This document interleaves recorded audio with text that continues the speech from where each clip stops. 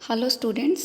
आज के इस वीडियो लेक्चर में हम बात करेंगे मार्जिनल एफिशिएंसी ऑफ कैपिटल की पूंजी की सीमांत उत्पादकता। ये जो कॉन्सेप्ट है पूंजी की सीमांत उत्पादकता, ये केन्ज के रोज़गार सिद्धांत का एक इम्पॉर्टेंट कॉन्सेप्ट है, क्योंकि केन्ज ने जो रोज़गार सिद्धांत में निवेश को काफ़ी ज़्यादा इम्पोर्टेंस दी है।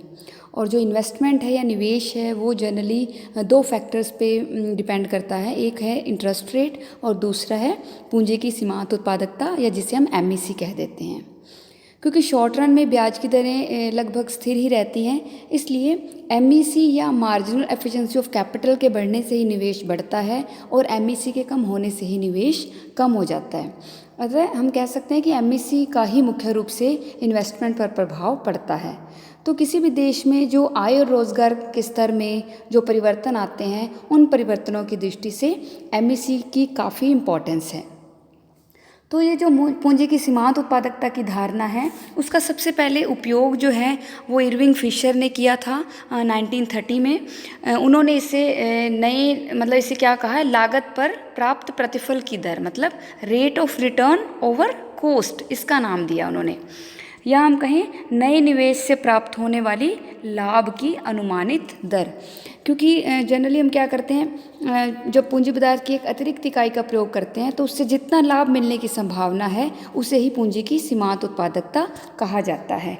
या हम कहें पूंजी की सीमांत उत्पादकता का मतलब होता है पूंजी की एक अतिरिक्त इकाई से प्राप्त होने वाले प्रतिफल में से कॉस्ट निकालने के बाद, लागत निकालने के बाद जो आय प्राप्त होती है उसे वो क्या कहलाती है, लाभ की अनुमानित दर, और वही क्या कहलाती है, पूंजी की सीमांत उत्पादकता। नेक्स्ट हम बात करेंगे पूंजी की सीमांत उत्पादकता कौन कौन से फैक्टर्स पे डिपेंड करती है या इसके डिटर्मिनेंट्स कौन कौन से हैं। तो इसके जो मेन दो डिटर्मिनेंट हैं, एक है प्रोस्पेक्टिव यील्ड और दूसरा है सप्लाई प्राइस, जिसे हम अनुमानित आय बोलते हैं, और दूसरा है पूर्ति कीमत। तो सबसे पहले हम प्रोस्पेक्टिव यील्ड की बात कर लें। प्रोस्पेक्टिव यील्ड या अनुमानित आय, अनुमानित आय का मतलब होता है वो कुल आय जो किसी भी पूंजीगत वस्तु का प्रयोग करने से उसके जो कार्य की कुल अवधि है उसमें प्राप्त होने का अनुमान होता है। या हम कहें पूंजीगत पदार्थ का जितना कार्यकाल है उस कार्यकाल में जितनी शुद्ध आय प्राप्त होने की आशा होगी वो अनुमानित आय कहलाएगी। अब पूंजी पदार्थ की अवधि मतलब जितने साल वो मशीनरी, मान लो एक मशीनरी है वो 10 साल चलेगी तो उसको जीवन अवधि क्या हो जाएगी, 10 वर्ष।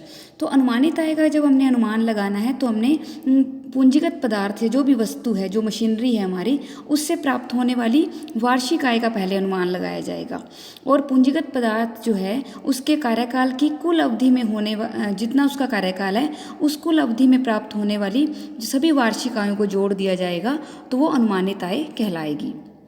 अनुमानित आय या प्रोस्पेक्टिव यील्ड का निर्धारण करने के लिए क्या करना है, जो पूंजीगत पदार्थ मशीनरी है मान लो, उससे जितनी कोई वस्तु बन रही है, उस वस्तु की बिक्री से जो टोटल रेवेन्यू मिल रहा है उसमें से आपने उत्पादन लागतें घटानी हैं। उसको घटाने के बाद जो शेष बचेगा वो अनुमानित आय होगी।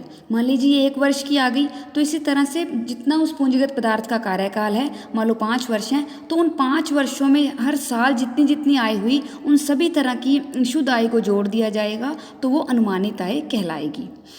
मार्केट में जितनी कीमतें हैं अगर उनमें चेंज आ जाता है तो उसका भी अनुमानित आय पर प्रभाव पड़ता है। कीमतें अगर बढ़ जाती हैं तो अनुमानित आय भी अधिक हो जाएगी, और कीमतें घट जाएंगी तो अनुमानित आय भी कम हो जाएगी। क्योंकि अल्पकाल में कीमतों में परिवर्तन हो सकता है, इसलिए अनुमानित आय में भी परिवर्तन संभव है। तो जैसा कि इसमें आप देख पा रहे हैं स्लाइड में, PY यहाँ प्रोस्पेक्टिव यील्ड के लिए लिया गया है।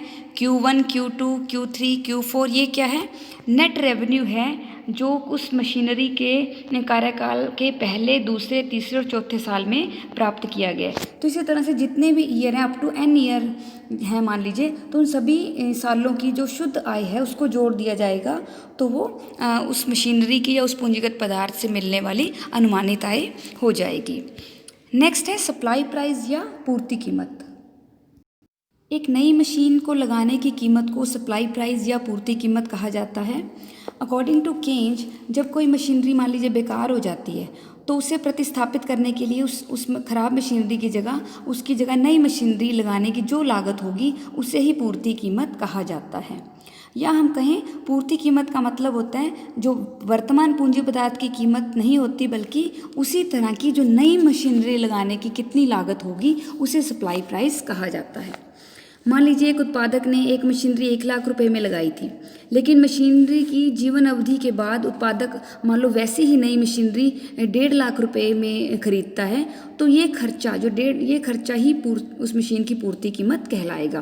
तो इस तरह से सप्लाई प्राइस को हम रिप्लेसमेंट कॉस्ट भी कह सकते हैं और ये शॉर्ट रन में कांस्टेंट रहती है।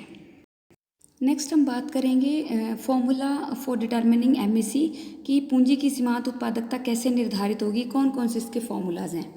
बहुत सारे सूत्र दिए गए हैं, इसमें कुरिहारा ने भी दिया है सूत्र, केंज का भी सूत्र है। यहाँ जो मैं ले रही हूँ ये पीटरसन का फॉर्मूला है, पीटरसन्स फॉर्मूला फॉर कैलकुलेटिंग एमईसी। तो इसमें इन्होंने जो टर्म यूज़ की है स्मॉल एम है, स्मॉल एम यहाँ एमईसी के लिए है, वो कैसे कैलकुलेट होगी उसके लिए वर्गमूल लिया है, और बाहर एन है, एन वर्ष हैं जितने साल वो एक मशीनरी चलेगी या उसकी जीवन अवधि वर्षों में आ जाएगी। पी वाई प्रोस्पेक्टिव यील्ड जितना भी होगा उसे लिख दिया जाएगा, अपॉन सप्लाई प्राइस है, पूर्ति कीमत है किसी भी मशीनरी की, और माइनस में अंडर रूट से बाहर -1 है। तो ये फॉर्मूला है, इस फॉर्मूला से हम एमईसी कैलकुलेट कर सकते हैं। तो इसी फॉर्मूला को यूज़ करते हुए एक एग्जांपल ले रहे हैं हम कि इस एमईसी कैसे कैलकुलेट होती है। नेक्स्ट, जैसा कि आप स्टेटमेंट में देख पा रहे हैं, इसमें लिखा है कि supply price of a machine is 10,000, मतलब SP 10,000 है। It's life span is 5 year, life span मतलब N जो है 5 ईयर है, मतलब उसकी जीवन अवधि 5 ईयर है।